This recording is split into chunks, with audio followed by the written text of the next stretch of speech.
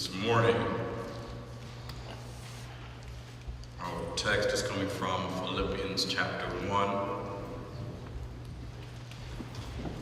verses 9 through 11. I'll be reading from the Message Bible. The Message Bible. Philippians chapter 1, verses 9 through 11.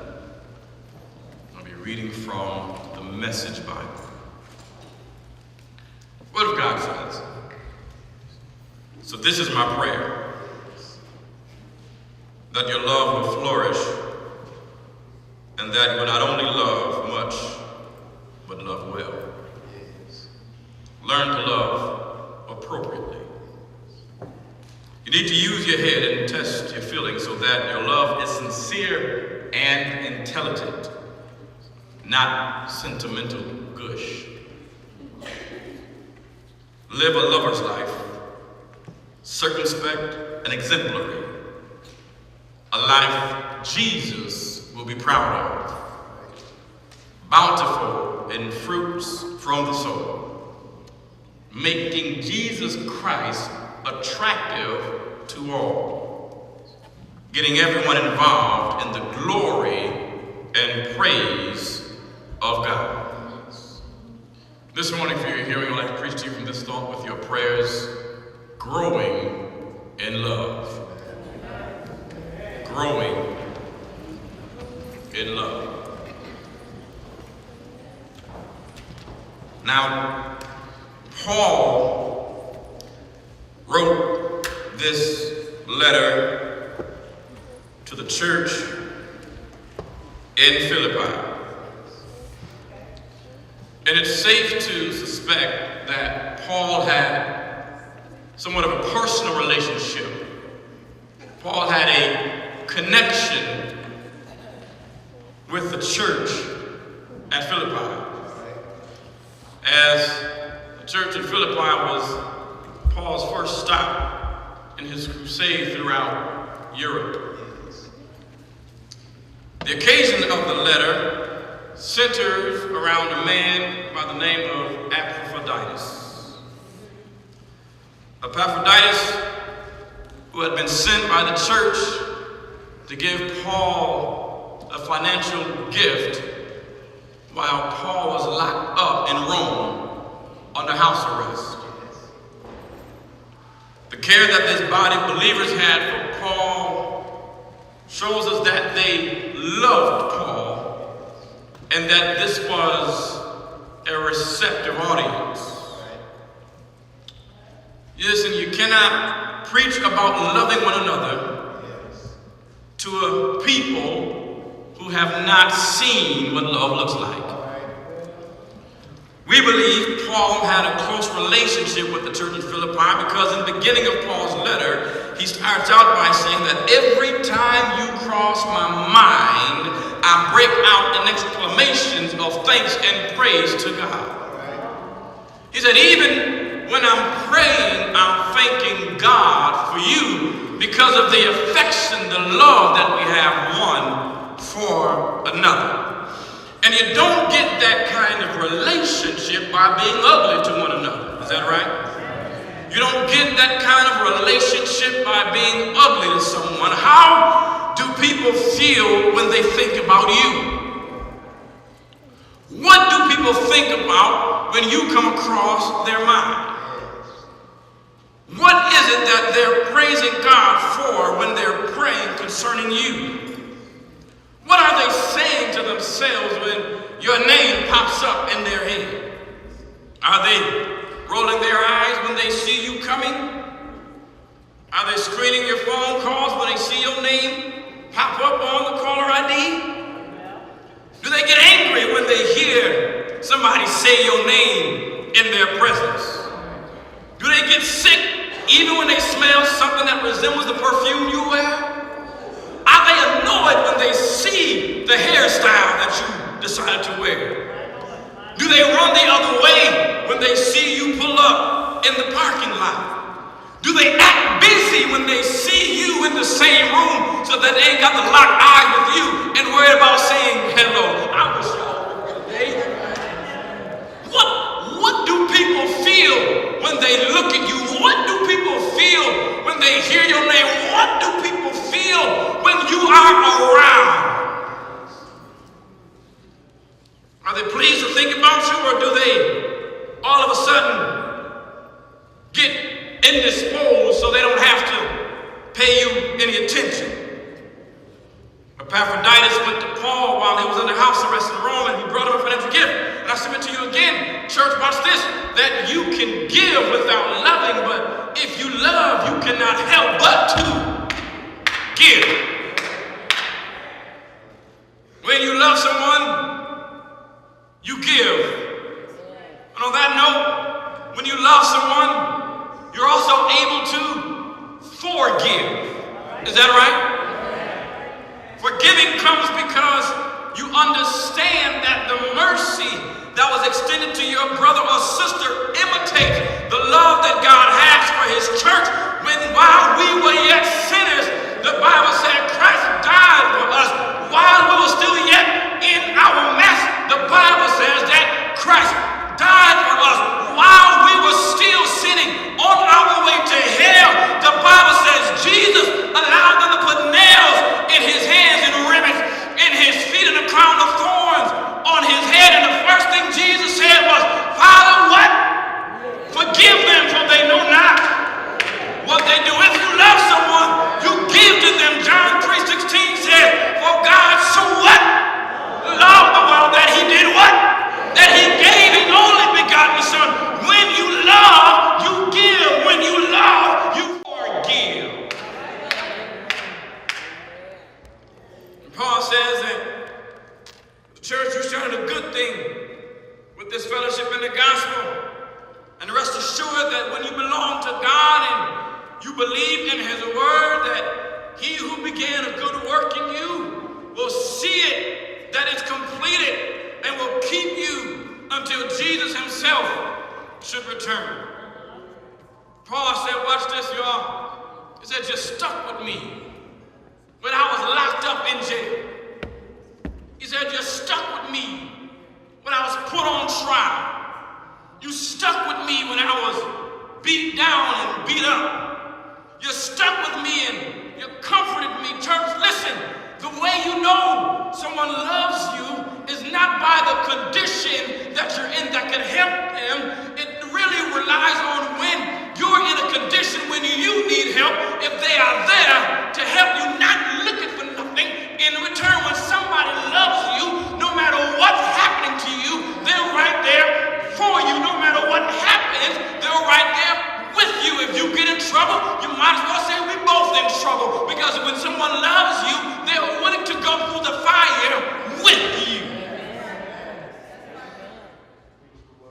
I'm sure some of us can imagine how Paul felt. Some of us are newlyweds and can't wait to get back in our loved one's arms. Hello, somebody. Brother Goodson, you should be saying amen. Some of us are newly courting and can't wait to see your boo again. Somebody say amen.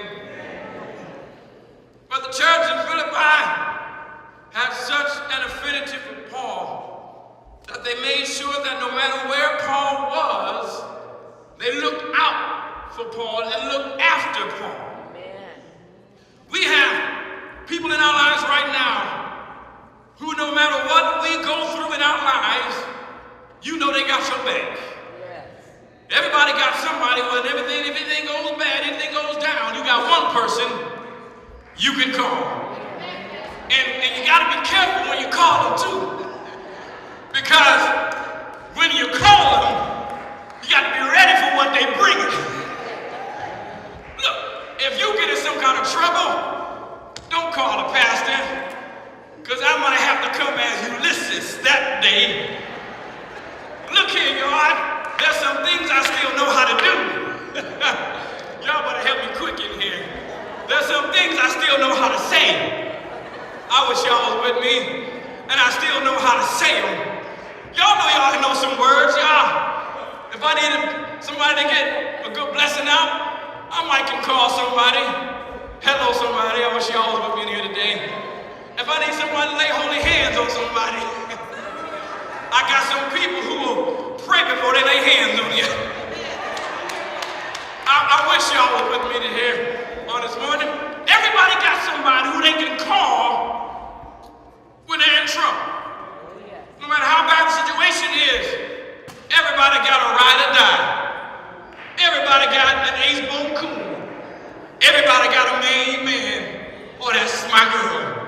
Hello, somebody. I wish y'all would talk back to me in here. But watch this. Nobody comes out loving like that. We are not born loving like that. Love, watch this, is a learned language. Loving, watch this, is intentional. You don't love somebody by mistake. You love somebody on purpose. That's why the last time we talked about love, I tried to tell you, you don't fall in love. This didn't just happen overnight. You looked, you liked, and you loved. Hello, somebody. I wish y'all would say amen in here. You looked, you liked, and you made a conscious decision, Terrence, to say, I love you. Love is done on purpose. You can't tell somebody that you love them and never show them that you love them. Paul showed the church how to love so that they can in turn prove that they are followers of Christ, because Jesus is the one that says, by this. It's not how much how successful you are. Jesus said, by this. It's not about how successful you are and how many friends you got. Jesus said, by this. What is this, preacher? This is by how you love one another. That's how people will know you are my disciples. Yes, that's the word. Look at the text. Paul says, look, y'all, this is my prayer. That your love will flourish and not only love much, but love well. What am I saying?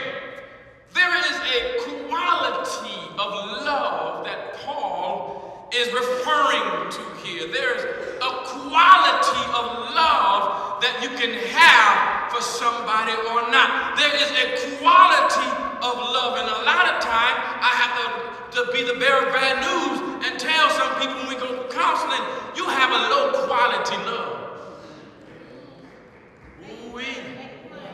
You have a low quality love. What does that mean? That means you don't treat people the way you want to be treated. You're in a relationship because someone is loving you, but you're not reciprocating that same love. You only want what you want when you want it and how you want it, but when somebody else tells you what they need from you to show you that they love them, you don't want nothing to do with that. You only want what you want. That's a low quality love. A high quality love is loving someone when they hurt you and still forgiving them when you may believe that they don't deserve your forgiveness. I wish y'all was with me today. We have to learn how to love well. We have to learn how to love in spite of what people do to us, what people say to us, how people treat us. We have to learn how to love anyway, because if the truth be told, if Jesus treated us the way we treated him, if Jesus treated us the way matter of fact, watch this. What if God treated us the way we treated his son? Are y'all with me in here? What if God treated us the way we treated him? Matter of fact, what if God treated us the way our children treat us? Oh, shucks, I thought I had somebody right there. Look, your children would ask you for something every day, and they would ask you multiple times a day. But as soon as you say, I need you to wash the dishes, you get attitude. Hell, I'm not going to look at Ruby or Ulysses right now. I'm going to just keep looking at y'all, because they probably got them lazy about them right now. What if God treated us the way our children treated us? By acting like we're just ATM machines. Liliana ain't here so I can talk about it. Look, every time I turn around, I'm getting a Cash App request. I wish y'all was with me. I need $100 for this. I need $50 for that. And then, hey, Booker, you coming over today? I'm busy. And we treat God the same way. What kind of quality love is that we are showing? What kind of quality love are we showing God? Are we loving God well, or are we loving God not well? If the way we show the world that we're God's disciples, what kind of disciples are we? That's that stink face.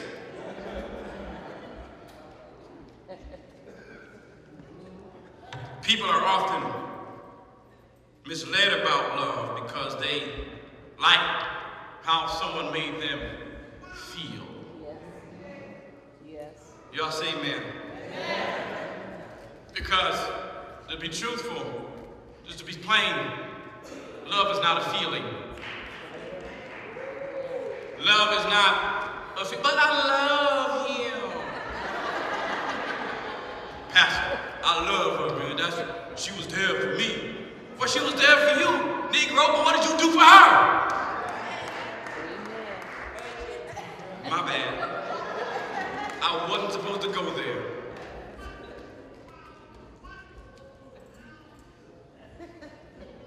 But people only really love when it's convenient for them. And that is a low quality love.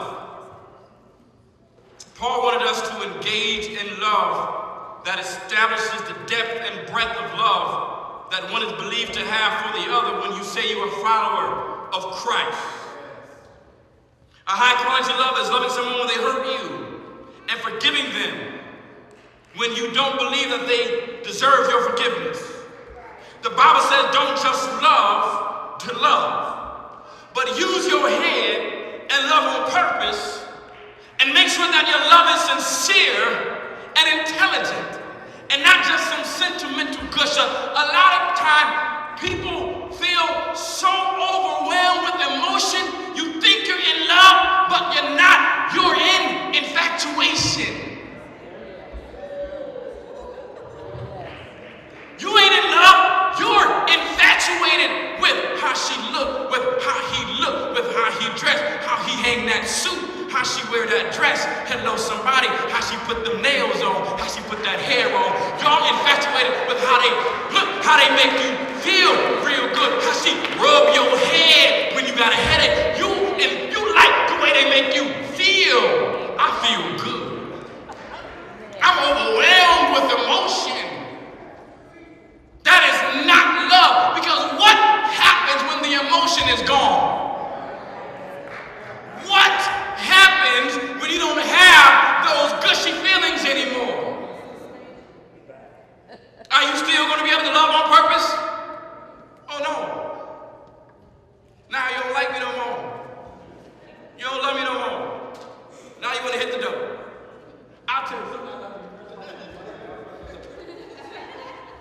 At the end of the day, you can't rely on your feelings, because people, believe it or not, people are going to always let you down. People are always going to hurt your feelings. People are always going to make you feel some kind of way. But at the end of the day, the love that you have in your heart, the love that Christ has shown us, ought to be evident in how we interact and interface with people. Love is evident when someone got on your last nerve. And you still make them dinner.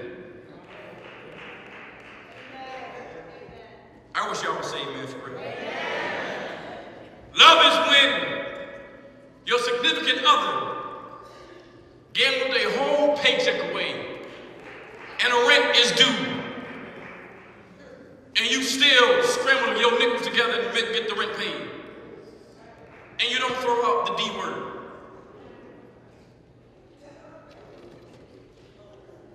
Paul says love is living a life that Jesus would be proud of. That means whether he a drunk or whether she a crook. I wish y'all say amen. I wish y'all say amen in here. Because everybody got their thing. Everybody got their issues. Ain't nobody perfect. And we all just own up and fess up to the fact that ain't none of us perfect. Maybe we can love a little bit easier. But when you walk around here on your high horse, acting like you perfect, like your stuff don't stink, it makes it hard for you to love someone when you ain't never wrong. It makes it hard for you to love someone when you got to always be right. Hey, y'all, I'm cutting up here. I'm bleeding too. I'm bleeding. My feet hurt. I'm stepping on my own toes. I'm bleeding up here.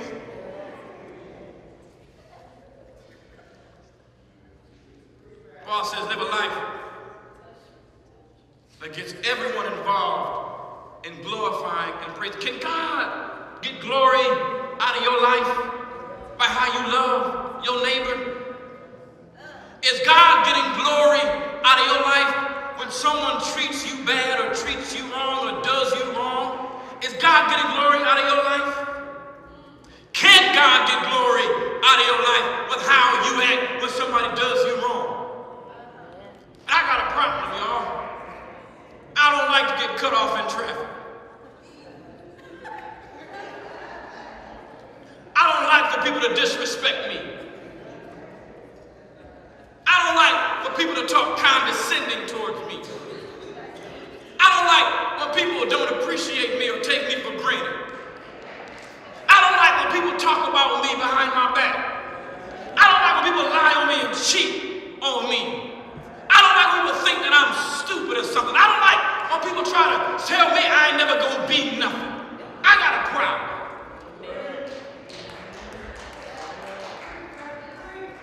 And not every time I respond to people who do me wrong do I make God pleased. Amen, Wingo. Not every time someone lies or says something bad about me do God get the glory out of my life. Not every time. But I'm striving just like we all should be striving so that if someone does something to us, God can get the glory out of how we respond. Look, y'all. I knew this was not going to be a shout, hallelujah sermon, so I didn't prepare it to be a shout, hallelujah sermon. But that's right, Angelique, self-examination. In my profession, we call it introspective analysis. Because there are a lot of extraneous confounding factors that will cause you to be thwarted from your outcome. Yes. But at the end of the day, can God get the glory out of how you respond? Watch this. 90% of your life is not what happens to you. It's how you respond to what happens to you. Watch this. You would have been had that promotion had you responded differently. Amen. You would have had that man had you responded differently. Amen.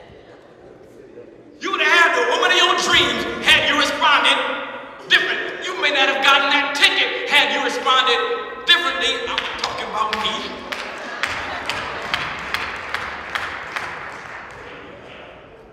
I had to use some sweeter words, Pam, I think I wouldn't have got that ticket.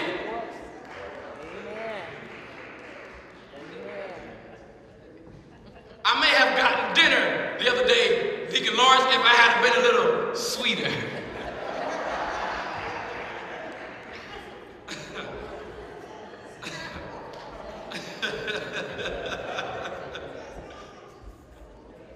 My wife put me on a fast.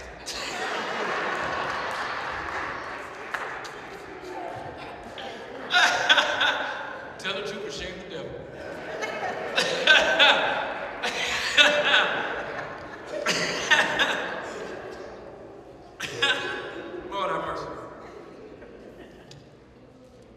I don't know about you today, but I'm glad that I know the man named Jesus. Because he's the one who showed us all how to love.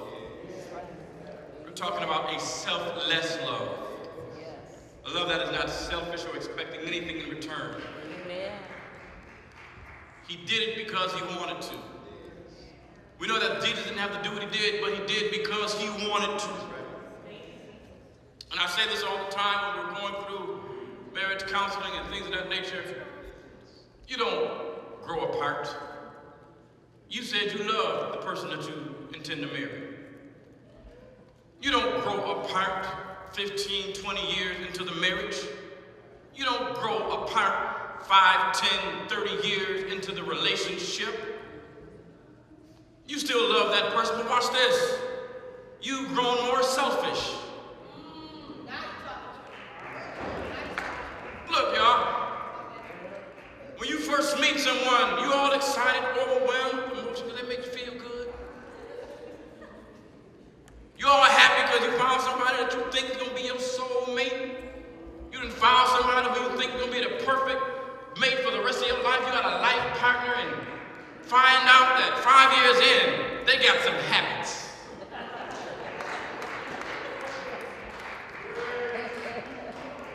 He likes to pass gas in the bed, under the cover. So as soon as anybody move, all that sulfur just come whoosh in your face. You gotta live with that. He got habits. She look good right now, but then she about to jump in the shower and you find out she got on that one piece that hold everything together, and then she take that wig off and lay it on her little head on her dresser. Y'all better stop playing around with me in here.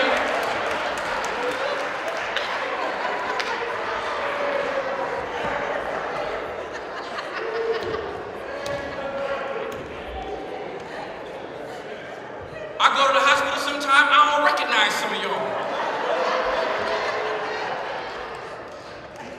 Go back in the hallway, is this the right room I got to be? You don't grow apart, you grow more selfish. You grow more selfish, you begin to ask yourself, what have they done for me lately? And then you begin to withhold those things that show them that you love them. And then after a while, by and by, time goes on, you find out, well, I didn't love them no more. Yes, you are. You just don't like what they're doing. And guess what else? You don't like how they're making you feel. But when you grow in love, that is intentional. When you grow in love, that is not a mistake. When you grow in love, you do that on purpose. Jesus loved us on purpose, but so that he left his home in glory, wrapped himself in flesh, came and died for us just so that we could join him again. That's love. There is no greater love than a man who will lay down his life for his friend, and I'm glad today that Jesus is my friend. I'm glad today that Jesus is my elder brother. I'm glad today that he sacrificed himself for me. The Bible says, watch this, listen what the Bible says. Jesus said, you heard it said, that you should love your neighbor and hate your enemy.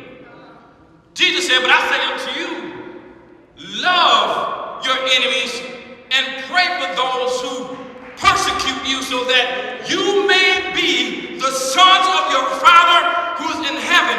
For watch this, God is the one who makes the sun to rise on the evil and on the good, sends rain on the just and the unjust. Who do you think you are to withhold your love on anybody, when God himself allows the sun to shine on everybody, no matter how you treated your spouse, how you treated your brother,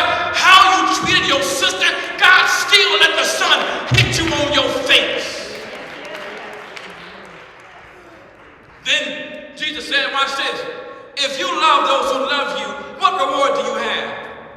Don't even the tax collectors do the same? And if you greet only your brothers, what more are you doing than others? Don't even the Gentiles do the same? You therefore must be perfect, complete, as your heavenly Father is. Jesus wants us to know that love ain't cheap. Love costs. Love costs. And love is going to cost you your pride. Love is going to cost you your ego. Love is going to cost you sometimes your reputation. I wish y'all was hearing me this morning. Love is going to cost you. When you love with intentionality, people can see it, they can feel it. And if you say you love somebody, it's going to be more than what you say, it's going to be what you do. Watch this, and I'll be through. The Bible says, if you love those who love you, what benefit is that to you? The sinners do that. If you do good to those who do good to you, what benefit is that? The sinners do that. And if you lend to those from whom you expect to receive, what credit is that to you? Even sinners do that. And they get back the same amount, they even charge interest. But the Bible says, love your enemies and do good. Lend and expect nothing in return. Then it says, and your reward will be great, and you will be the sons of the Most High Father. For he is kind to the ungrateful and the evil. So be merciful as your Father is merciful. Merciful. Who do we think we are not to forgive one another? We ought to love each other. Only way we're going to heal is uncover all the hurt and let that love abound. The only way we can heal is if you think to yourself, how would you want to be forgiven? When would you want to be forgiven? The same mercy that you expect, you ought to be extending. That's how you show love. Then watch what Jesus says, judge not. Bible says, judge not, and you won't be judged. Condemn not, and you will not be condemned. And then it says this, and I'm through. Forgive, and you shall be forgiven. And then Jesus gives us this supplemental piece when he says, give, and it shall be given unto you. Good measure, pressed down, shaken together, and running over. But wait, there's more. He says, for with the same measure you use, will it be measured back to you. So, the way we grow in love is to imitate the love of Christ. The way we grow in love is to emulate what Jesus did. The way we grow in love is to read his word, understand what God expects of us, and make that part of our lifestyle. There's no way I can get up here and preach and not practice what's in this book. I'm cut, I'm bleeding, I'm hurt, preaching to myself, because the Bible is a two-edged sword. At the end of the day, we all can do some growing, and we all can grow in love. So as we continue to serve God, we need to do it so that others can see how we love and give God glory. Amen? Amen? Amen. The doors of the church are open this morning. The doors of the church are open.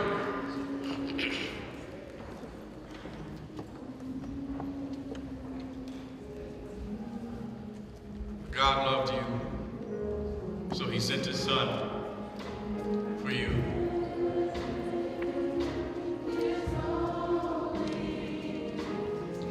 If you are without a church home, or if you've been away from your church home for a while,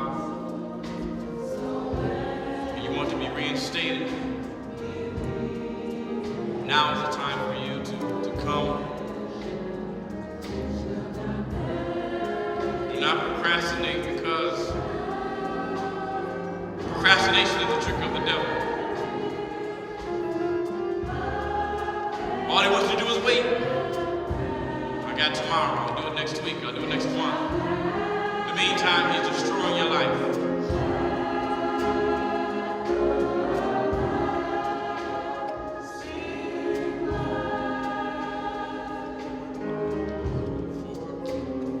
You may be seated.